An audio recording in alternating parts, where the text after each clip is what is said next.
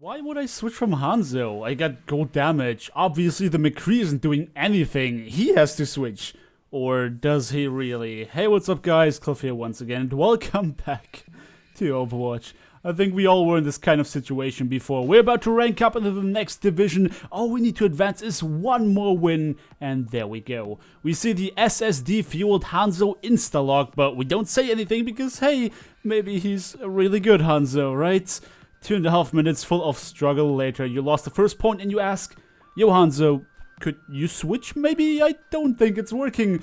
Of course, the guy gets super defensive immediately and argues how he has gold damage, while the enemy Reinhardt laughs their ass off because no arrow ever reached any of his teammates. I gotta be honest, in some ironic way, this is kind of funny. Blizzard went on about how they don't want to show kill-death ratios and all that kind of jazz because it would just support toxicity. The player base argues that it could help them set up a more effective team and analyze where the problem lies in their composition. Meanwhile, we're dealing with Junkrat mains not switching off because they think they're doing a great job with all their gold medals, while the enemy Zarya absolutely destroys the rest of your team. We're talking about not only a lack of information, but also information that can be falsely interpreted, and that is very dangerous. So let's talk about what gold medals really mean. Generally speaking, gold medals are supposed to be an indication for whether or not you're doing well in your respective role. As a damage hero, you want to have gold medals for damage, obviously. As a flanker, you strive to get gold eliminations. A support would work towards getting gold healing. All of this is fine and dandy in a well set up team that has a well thought out composition. But this exact team won't care about medals because all they follow is whatever works. And I feel like the player base needs to put a bigger emphasis on that. Who cares if I have silver limbs as McCree if all game long I manage to shut down their Pharah who was hunting down no supports? Who cares if Reinhardt gets gold damage if his dives always connect and the supports are on him while the DPS players keep his back clear? It's alright, isn't it?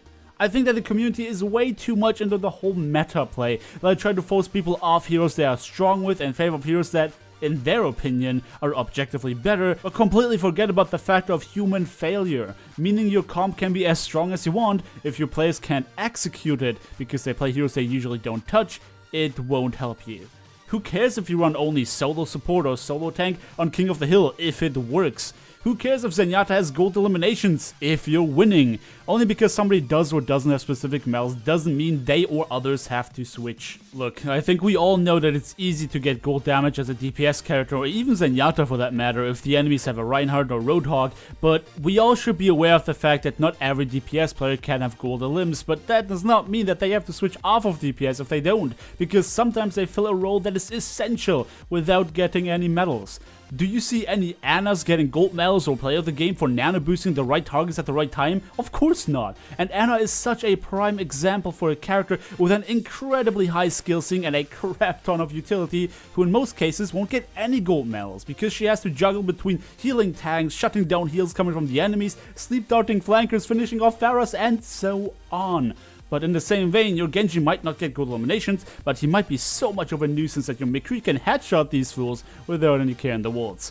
I've talked about it in one of my more recent videos, but the lack of information given by Blizzard is absolutely infuriating. It makes it so difficult to quickly find out where in our composition we need to switch things up, and even worse than that, it makes people feel like they're doing well when they're really not. Why do you reward the Junkrat with gold medals for charging up Zarya? Why does Hanzo get golds for shooting Reinhardt shields? It just doesn't want to go into my head. Alright guys, so just a short video, more of a rant to be all honest, talking about why gold medals not only not matter, but also do more harm than good. Do feel free to leave your thoughts on the comment section below. I mean, come on, I can't be the only one playing with Hanzo mains who keep justifying their picks with gold medals.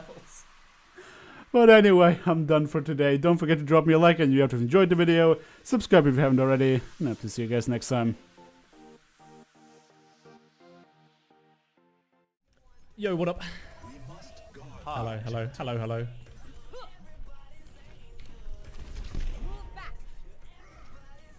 $1K this one. We're gonna win though. I trust you, man. Voting a big chunk for you. Yeah, I'm gonna win. I'm with you. Don't you worry, Senpai Cliff.